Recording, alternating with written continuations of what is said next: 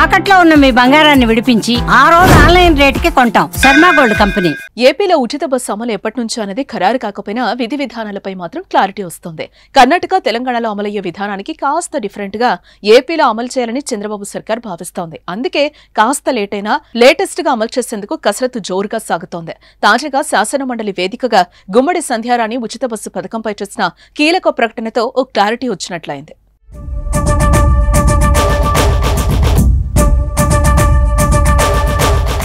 తెలంగాణలో, కర్ణాటక రాష్ట్రాల్లో ఉచిత బస్సు ఇప్పటికే అమలవుతోంది. అయితే అక్కడ కొన్ని సమస్యలు ఎదురవుతున్నాయి. రాష్ట్రం మొత్తం ఉచితంగా ప్రయాణం చేసే అవకాశం ఉండడంతో మహిళలతో బస్సులు కిక్కిరిసి ప్రయాణిస్తున్నాయి. పుణ్యక్షేత్రాలకు, విహారయాత్రలకు ఎక్కువగా వెళ్తున్నారు. అదేవిధంగా ఉద్యోగాలు చేసే మహిళలు ఆటోలను, క్యాబ్లను వదిలేసి ఆర్టీసీ బస్సుల్లోనే ప్రయాణం చేస్తున్నారు. దీంతో పురుషులు సీట్లు దొరక్క ఇబ్బందులు పడుతున్నారు. అంతేకాదు ఆటో డ్రైవర్లు కూడా ఆదాయాన్ని కోల్పోయి ఆవేదన వ్యక్తం చేస్తున్నారు. ఆయా రాష్ట్రాల బడ్జెట్పై ఫ్రీ బస్ పథకం ఎఫెక్ట్ చూపిస్తోంది. ఉచిత బస్సు హామీతో ఆర్టీసీ ఆదాయానికి భారీగా గండిపడి ప్రభుత్వానికి గుదిబండగా మారుతోంది.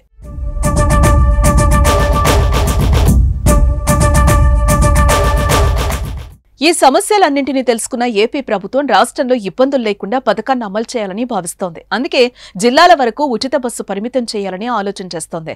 ఈ మేరకు శాసన మండలిలో మంత్రి గుమ్మడి సంధ్యారాణి వెల్లడించారు. శాసన మండలిలో బడ్జెట్పై జరిగిన చర్చ సందర్భంగా వైసీపీ సభ్యులు పివి సూర్యనారాయణరాజు శాసన మండలిలో గురువారం ఈ అంశాన్ని లేవనెత్తారు. ఉచిత బస్సు పథకం ప్రవేశపెడితే అన్నవరం నుంచి తిరుపతి వెళ్లేందుకు మహిళలు ఎదురుచూస్తున్నారని అన్నారు. మంత్రి సంధ్యారాణి జోక్యం చేసుకుని ఉచిత బస్సు జిల్లాలకే పరిమితమని సమాధానం చెప్పారు.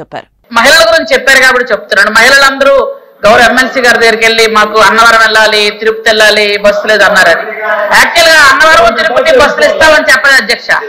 ఏ జిల్లాలో మహిళలకి ఆ జిల్లాలో వెళ్ళడానికి, అంతేగాని విజయనగరం నుంచి అన్నవరం వెళ్ళడానికి, విజయనగరం నుంచి తిరుపతి వెళ్ళడానికి బస్సులు ఇస్తామని మేము చెప్పలేదు అధ్యక్ష.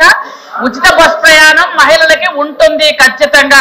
కానీ మీరు ఇక్కడ నుంచి వేరే జిల్లాలో వెళ్ళడానికి కాదు అధ్యక్ష. అది క్లారిటీ మీకు ఇస్తుంది. మంత్రి సంధ్యారాణి చేసిన ప్రకటనతో ఓ క్లారిటీ వచ్చేసింది. కేవలం జిల్లాల్లో ప్రయాణం చేసే మహిళలకు మాత్రమే ఉచితమని తేలిపోయింది. ఎవరైనా జిల్లాలు దాటి రాష్ట్రంలో తీర్థయాత్రలు, పుణ్యక్షేత్రాలకు వెళ్లాలంటే టికెట్ తీసుకోవాల్సిందే. ప్రభుత్వం తీసుకున్న ఈ నిర్ణయాన్ని పలువురు ప్రశంసిస్తున్నారు.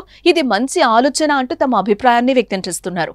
రాష్ట్ర వ్యాప్తంగా ఉచిత బస్సు ఉంటే కర్ణాటక, తెలంగాణల సమస్యలు తప్పవని అంటున్నారు.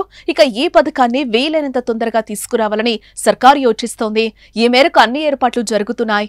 ఎన్నికల్లో ఇచ్చిన హామీలను ఒక్కొక్కటిగా నెరవేరుస్తున్న కూటమి సర్కార్ ఉచిత బస్సు అమలుకు సర్వం సిద్ధం చేస్తోంది.